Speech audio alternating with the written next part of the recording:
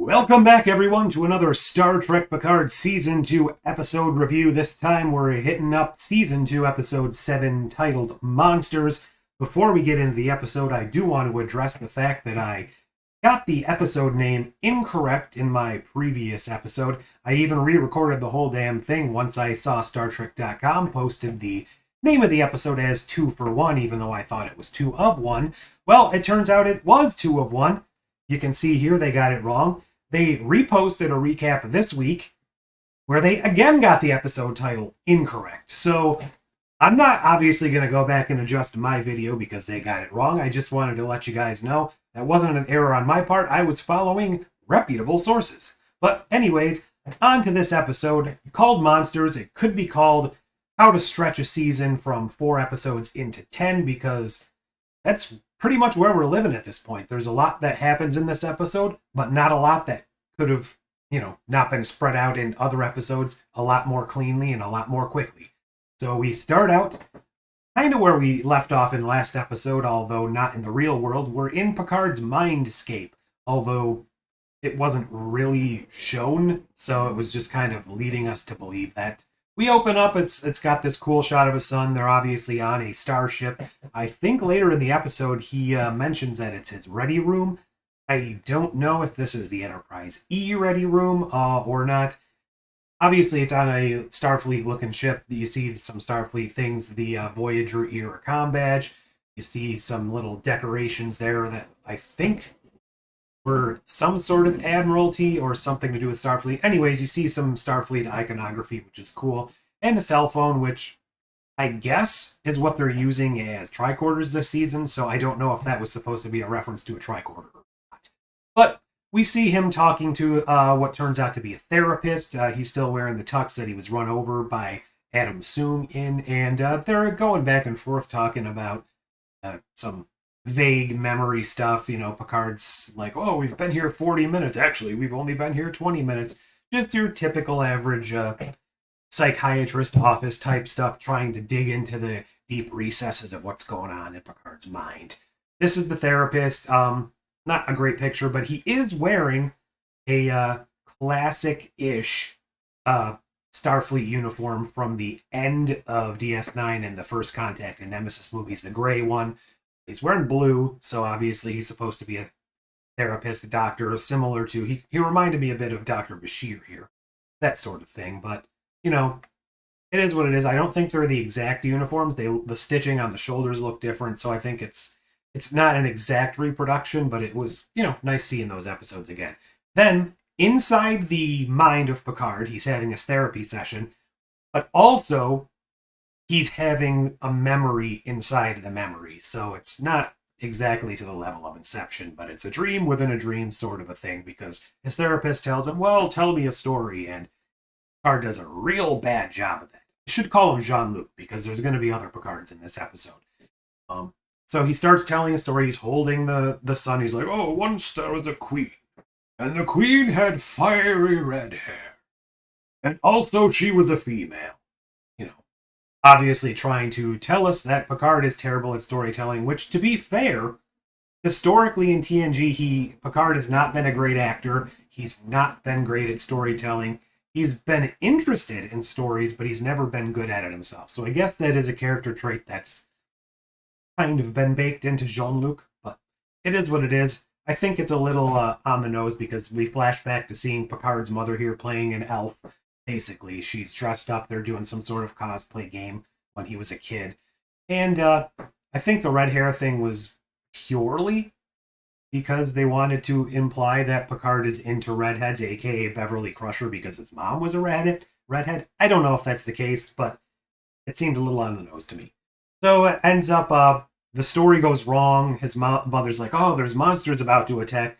I honestly really liked this scene, not necessarily for an episode of Star Trek, but I liked the costuming. I liked the way the windows looked and the creatures moving on the window, which, hard to tell if Picard was actually seeing this too. He was a kid, so maybe his imagination was attuned to what was going on with his mother, because as we learn later in the episode, there was something going on with his mother and this wasn't actually a true event. Since it's played through the double lens of a memory and a dream, I guess it doesn't really matter. So then we cut back to Rafi and Annika, trying not to call her Seven because she's unborged in this time period. And they are back on the La Serena, which I could have sworn Seven said the Cerritos. But when I put it back on and I watched the captions, she did say the Serena. So I don't know. Maybe that's just my mind picking up lower deck stuff. So they end up figuring out there's something wrong with the ship. They figured out Girardi's missing. So last episode they didn't mention it. This episode they're like, oh, Girardi's still MIA. Oops. We've been in the lab all night. Now it's morning, but oops, Girardi's still missing. So they went back to the ship to try and find her. And they try to contact her on the comms and find out that, oh no, there's some Borg crap going on in the ship. How the hell did that happen? Luckily, it hasn't taken control of the ship. They're still able to do whatever they need to do, except for activate the comms to track down Girardi. That's pretty quick scene. Then they cut back to not Laris, Talon. I'm going to try to remember to call her Talon. And she's wearing this device to get inside Picard's mind. She's like, let me go in. It's obviously supposed to invoke a Romulan ear. Nudge, nudge, wink, wink.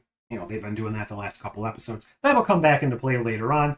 So she puts this thing on, puts the little thing on his temple, as we've seen in Star Trek a lot of times, and she's beamed into his mind somehow. Telepathically or, whatever. Her body's still there, obviously, but her mind is inside his mind. I think she called it a jury-rigged mind meld last episode. So then, obviously, you see here basically beaming into the memory. Oh, so this is where I should tell you the storyline going on in young Picard's story here is basically some sort of fantasy, epic, not really epic, monsters, elves, fairies, that sort of thing, a fairy tale type thing. So they started out, he was playing with his mom. She was telling him about, you need to listen to your enemies. Learning from your enemies is the best thing. Suddenly, she feels a monster's attacking, so they run away. The window shatters. They're running through some labyrinthine, dungeon-looking corridors. And that's basically where Talon pops in. So his mom got dragged away, and he's stuck to the floor alone. And then Talon pops in and oh, I'm in your memory now, son. Let's figure out what's going on. Before we pop back, there were some interesting things. They played a bunch of sound effects, or not necessarily sound effects. They played sound bits, quotes from Picard from TNG. They specifically mentioned, when he was Locutus at Borg, it's the scene where he said, I'd rather die. I think that was from the episode where there was some malicious alien sort of thing, some consciousness taking over, trying to learn from the crew. I think that's the episode. It's very memed at this point where the guy goes and then dies. I think that's the one where the alien is like, well, Nassim, something like that, is like, well, I just want to have half your crew to experiment on to figure out what life is like. And Picard's like, no, I'd rather blow up the whole damn ship than let you, experiment on half of us. I think that's what the episode that was from. And then you hear the classic scream from the full lights. They didn't play the whole quote, but they did play the So I think those were the three main things. There was a couple more, not really obviously. Why can I not say obviously? Obvious without adding the ly. That is very weird. Must be some vocal crutch I have. So we cut back to the therapist. They have some very, very, how do I explain this? Not organic conversation. It's very odd dialogue. He starts to tell Picard, well, there's some people that can build up walls that even a betazoid can't get through. Hint, hint, nudge, nudge, reference to Deanna Troi, I think. And then Picard's like, oh, you think that's me? And then they proceed to have a conversation that doesn't really sound like a genuine conversation. Could just be because it's in a mindscape and things are weird, but I choose to believe it's probably just poorly written. I don't know. Far be it for me to judge. Obviously, I've been having trouble talking in this video, but it didn't seem organic to me. Then they cut back, and the monster inside the dream of the dream, when Picard's a little boy, grabs Talon and says, well, you're not supposed to be here, and since you're not supposed to be here, it doesn't matter if I kill you. So I don't exactly know what's going on here. Obviously, this is supposed to be 2 layers deep in Picard. So his main Picard is having that chat with the therapist, while he's also having a memory of a memory inside this dream. but it's not really a memory because the memory is interacting with Talon. So that's not how history actually occurred. So he's having a dream, I guess, a reenactment of a memory through the lens of when he was a kid, but that's, I don't know. It's a little confusing. It's never really explained, and it's not really done all that well, in my opinion. She manages to escape because, of course, she does. Obviously, nothing bad is going to happen. And then we decide to cut back and play up a little more of the Teresa and Rio storyline. She comes back with her son, and the door is locked, and she's like, dude, this is my clinic. You got to let me in. And Rios is like, well, crap, I guess that's true. So they have a little nice conversation where with the son, nice little interaction. I do really like them together as a team. I just don't understand why it needs to be in the season. I'm wondering if a la Star Trek 4, she and her son are going to end up coming to the future with them. And then there's going to be a Stargazer show where they're on the crew, or if Rios is going to stay. I don't know, but they seem to be building up this relationship for something.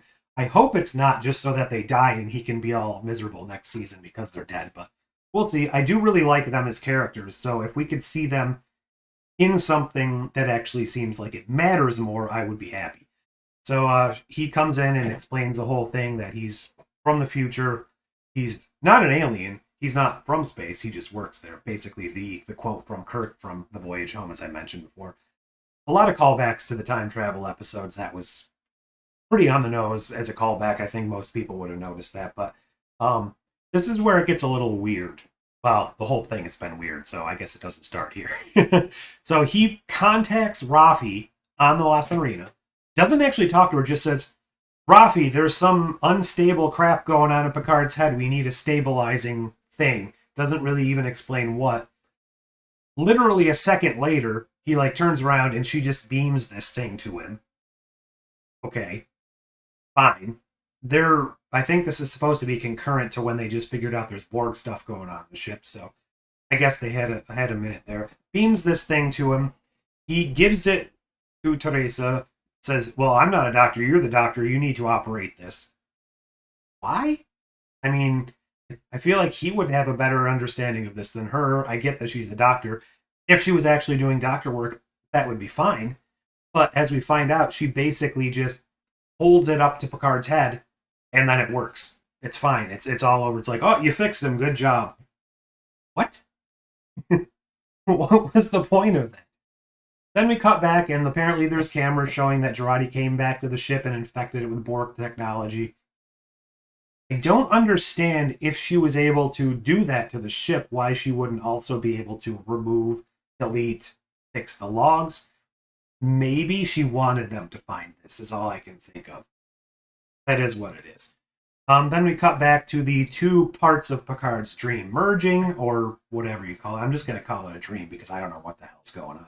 They merge. Talon and Picard and young Picard, they meet up with the therapist guy, who we will finally figure out is not a Starfleet therapist. Shock. Oh my god, did everyone know that was coming? It turns out this is Picard's father. I don't think they ever mention his name, but as established in canon before, his name was Maurice. And here's where things get a bit odd. I said that again. Things have been odd the whole time. He says that Picard outlived him. The trade-off is that he got to keep his hair. Well, we know from Star Trek TNG, his father lived to be an old man to the point where he withered away and died. There's another scene earlier with Picard and his mom where Picard says, well, he's, in voiceover, basically that, well, little did she know it that her time with me was very limited. Well, we know Picard's mom also lived to be an old woman, so I don't know what they're trying to establish here, but this might be confirmation this is not actually taking place in the normal Star Trek timeline we're aware of, and I can get back to that later. So they have this meeting, and Picard's like, wait, you're my father? Why wouldn't he recognize his father? Was this guy taking another form? If that's the case, what was the comment about hair? Does Picard not remember what his father looked like when he was young? I mean, he's almost 100 years old, so when I'm that age, I don't know if I'll have perfect memory of when I was, I don't know how old he was, 12 in this episode? Probably not even that. Who knows? So, I mean, that was a long time ago. Maybe he just had forgotten what his father looked like. Who is to say? Certainly not me. Certainly not the writers, also. So then we find out there's this whole theme going on throughout the episode of you're stuck, you're stuck, you're stuck. So I think the metaphor here, not really a metaphor, the symbolism here is supposed to be during this event, Picard got his foot stuck. He was running away with his mother from a perceived monster, which turns out to be unreal. His mother was dealing with some sort of mental issue she didn't want to not acknowledge. So when she was running through the tunnels away from a monster, she was actually running away from some sort of mental problem. Depression, I don't know, some perceived issue. Hopefully that doesn't come back to be some sort of time travel Borg thing, I don't know, but I think it was just supposed to be his mother was dealing with dealt with mental issues. And Picard got himself stuck in the floor, and eventually his father came down, rescued him, locked his mother in a room to keep her safe, and we have this sort of resolution where maybe I didn't know who you really were, Father. Perhaps you weren't the monster that I thought you were. So 90 years later, Picard's finally dealing with this trauma that his parents caused in his life, which we have not experienced before. Now, we have dealt with the fact in TNG that Picard and his father didn't really see eye to eye on the Starfleet thing. His father was kind of a stern disciplinarian, and it was hard for Picard to watch his father waste away in old age to turn from a strong man to a frail, what would be the word? Not degradation. Decaying, I guess. I don't know. It was hard for Picard to watch his father waste away when he was a strong man. It seems like here that his father died when he was a young man, or that's what they're implying at least. So has time been changed, or is this not the same Picard that we knew in TNG? Or did the writers just decide to change things? That's probably more plausible than they're trying to establish a new universe, which personally I tend to look at this as anyways. Then we cut back to the Rios and Teresa thing, and apparently Rios is a fantastic artist as well, because her and his son drew this picture of the La Serena in a rocket ship. It's a cool picture. I don't know why they were drawing it on the wall. It must have took them a long time, so be that as it may, I guess it's fun. There was something else that was said here that was interesting, because they never addressed the comm badge thing again. Is it still there? I guess he could have picked it up off screen. Just seems odd that was a huge plot point they never addressed earlier. Then, for no reason whatsoever, he decides to beam them all to the La Serena to prove that he is a future human guy with a spaceship and he's a good guy. I don't know. It wasn't like in Voyage Home where they proved this because they needed her help with the whales. It wasn't like in Future's End in Star Trek where they were getting shot up by the bad guys and had to transport her out for her own safety. It was just, hey, I like you. Why don't I show you my spaceship? And this brings up another question. So Girardi's still missing, but Rafi and Annika Hansen, apparently at some point, after they figured out the ship was Borg infested, after they beamed that device to Rios, decided to leave the ship to look for Girardi without telling anyone. Why wouldn't they tell Rios, hey, the ship's infected with Borg stuff? Is this just a plot point because they don't want Rios? They want Rios and Teresa and his son to be on the ship when it's taken over by Borg stuff, so that they have this whole problem going on. Or I don't know. It just feels weird that they didn't inform anyone that there was a problem. Now maybe the comms were down. Fair enough. The comms weren't working for them to contact Girardi. The transporters, however, were. So why not beam to the clinic where they know Picard's in trouble and Rios is to tell him that, instead of just beaming to the middle of the city to track down Girardi. Again, if this is just set up so that there could be Borg problems, I don't like that because it seems like poor storytelling just to create more issues for another episode. Moving on. So we finally see what happened with Girardi after she left the party. She goes into a bar, and no Borg Queen. We don't actually see the double team of the Borg Queen. We do see her eyes turn black for a moment. And what she does here is she bangs on a window when she walks in a bar to shatter it. Eventually, Rafi and Annika Hansen end up... a little too soon on that one, but they end up figuring out that there's endorphins that she did this because the more endorphins flood her system, the easier it is for the Borg Queen to fill her body with these nanoprobes and kind of take over her body much quicker to become the Borg Queen. So then we cut back. Picard wakes up. Talon is there, and she does uncloaks her ear and like, actually, Picard, I am a Romulan. Ha ha ha. Picard's like, I knew you were Laris's ancestor. And then she's got some convoluted story about, well, normally the supervisors are from the planet they come from, but sometimes they aren't. Also, I can't turn my cloaking thing back on for 8 hours, which, based on what happens next, is probably a plot point, just so she's stuck as in alien form when she has to try and rescue Picard from the next thing that happens. So we cut back. This is not Jake Sisko, as I originally was anticipating it being. Turns out this is a different actress, Guinan, who I will say, she is a hell of a lot more like regular Guinan in this scene. For whatever reason, I really like her acting as Guinan. Feels more authentically Guinan here than it did before, except for one part, but I do feel like she actually did embody Guinan more than the angry, bitter person she was the first time we met. So we find out this bottle here is actually some weird-ass thing. So the El-Orians in the Q had a Cold War. Well, she called it a Cold War. I don't know if they meant Cold War as in our term of Cold War, or it was an actual war that was cold as far as whatever. So they had a war with the Q, and they ended up signing a truce. I don't see how that works, because even if the El-Orians have some sort of abilities, I can't imagine they're remotely on the level of a Q from what we have seen.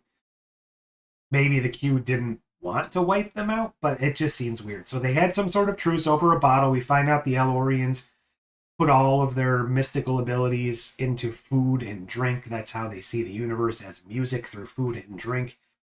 Doesn't really make a lot of sense, but it's, very metaphysical, I guess. So the truce that was signed between the El-Orians and the Q Continuum happened over a bottle of wine. And this is the bottle of wine, and Guinan says if I adjust it thusly, I can access the moment the truce was signed and summon the Q. So she does that, and she opens the bottle. I liked this because you could clearly see Pabst Blue Ribbon still exists in 2 years. There you go. Then there's all sort of chattering in the background. Guinan goes, freaks out a little bit, and lo and behold, it doesn't work. Q does not show up. So, does this mean there's a problem with Q, or does this just mean Q doesn't want to show up? Probably more towards the problem with Q. Then she does the thing from the first episode with the Borg, where she's like, Q shows up, and she's like, and they have that heated argument. This is the one thing I thought was a little hokey, but I get it. Trying to do a callback. Then this dude wanders into the bar. They're like, well, it's closed. Like, oh, the sign doesn't say it is. It has this little back and forth about, I really like sci-fi. How about you? Gee Willikers. I'm gonna, talk to you a little bit about that. Turns out he's got this video on his phone of Jean-Luc beaming down to where, in front of 10 Forward from that first time he beamed it down. So I don't know how long ago this was, maybe a day ago, a couple days ago. I don't know how much time has actually passed at this point. Probably only I know we've had it go from day to night, so probably a day and a half, maybe. I'm just guessing roughly. So he's like, hey, what's up with this? Guinan says, oh, I've had cameras too. They trick you sometimes. And he's like, yeah. Anyways, I'm gonna arrest you all because I'm on the FBI, and then the place gets flooded with agents, and he's like, I'm taking you two into custody. That's where we leave that. Then, this is what I wanted to talk to earlier. So, they kind of seemed to be implying here that Picard's mother didn't live much longer. Or if she did live much longer, it was like in a mental home. I don't know. But we've seen from TNG, Picard's mother, now this wasn't actually Picard's mother, but that Picard's mother had at least lived to this sort of older age, because that's how Picard pictured his mother. We also saw from Tapestry, Picard's father lived to an old age, did go bald, didn't lose his hair as he referenced earlier in the episode, and he wasted away was Picard's actual way he described it, that he wasted away. It was so hard to watch such a strong man waste away. I don't know what's going on here. I don't know if they're just pretending these events didn't happen, if they're just, well, the parents weren't really established, so let's just overwrite their story. We've seen that before in Star Trek from time to time, where they disregard some earlier stories. Obviously, the scene with his mother was from season 1, which they tend to disregard anyways. The only time we physically saw Picard's father, I think, physically as a person, was in Tapestry, which I guess they could argue was fake. But based on how we've heard things in conversation, his parents did not die early. They both lived until old age. So I'm still holding out hope that's not what they were implying, but if it is, that's just more evidence that this isn't the same Picard timeline we know and love from the past. Another thing I really thought they missed the mark on is the whole Mindscape trip they went on. I mean, that would have been the perfect breeding ground for them to bring back all of these Star Trek member berries that they like to do. I mean, instead of filming this generic, fantasy type storyline, which was important, they could have still shown elements of that. Why didn't they bring back a lot of references? I mean, whether they used archive footage or not, they could have had, a scene set in a TNG style corridor. They could have shown someone walking around a corner and we see Beverly Crusher's lab coat, flip around the corner. They could have brought in, had Picard pretending, thinking he was Dixon Hill or something. Just, they could have done a lot of things with Star Trek's past, specifically Picard's past, and shown us a lot of interesting callbacks. Now, it's probably a budget and timing thing. I don't know. But they seem to be cramming a lot of Star Trek member berries into the season. That would have been a perfect opportunity in Picard's mind to fill it to the brim with references, instead of just those 3 little quotes they kind of played in there. I think that would have been great. They've done a lot of Dixon Hill drops this season. Why not actually have Picard, waking up in one of his mindscapes as Dixon Hill? That's just something I think they really missed the mark on. That would have been great. I think that would have made for an infinitely more fun episode, especially if, let's say, he woke up as Dixon Hill and, didn't know where he was, and things kept getting distorted. It was basically, a mystery episode where he's trying to figure out what's going on. Then Laris, Talon, beams herself into his mind and is kind of helping him uncover these things. I think that would have been a much, much more fun way to do it than the on the nose, oh, my father wasn't really a bad man like I thought he was 90 years later. And how has this not come up before? I mean, we had the whole Tapestry episode where he was dealing with his end of life. We had the Inner Light. He's basically lived at least 3 lives at this point. If you're including the Inner Light, which I feel like that trauma, the Borg trauma, the end of life Tapestry stuff, none of that has dealt with his poor parents before, his trauma from being a child. I don't know. It just seems like interesting timing for this to not really hit him until he's 96 years old or whatever the hell he is. Plus, he's a robot. And then the whole stuff with Q basically being dealt with off screen this episode, where Guinan thinks that Q is trying to, or was it Laris? I don't remember. One of them is trying to basically tell Picard that this is not for Picard's benefit. This is for Q's benefit. Q has this relationship with Picard. There's something going on with Q. So is Q dealing with a bad dad? Is Q dying and regretting his life? I don't know. We're not getting any answers. The answers we are getting aren't very enjoyable, in my opinion. And I still think this season should have been 6 episodes. 6 episodes, some of them should have been restructured, especially this whole Mindscape sequence, and the whole ballroom. Which they also just kind of throw Renee Picard in there like, oh, she's fine now. She's fine. She's going on the trip. Is that the end? I hope that's not the end of her, because if it is, we wasted a lot of time for nothing. And what's going on with Soong? No further mentions of Soong or his daughter in this, so I guess that'll be next episode. Also, we still haven't seen that scene from the original trailers of the Vulcans and or Romulans landing on Earth with a young boy. That still has to come into play somewhere. A lot still to figure out in these last 3 episodes. And I feel like we haven't really made much forward momentum. And I don't like that. I mean, the things that have been revealed aren't satisfying, and the new questions are just new questions. Hopefully, everything will be wrapped up in a nice bow soon. But until next time, see you later, computer and program.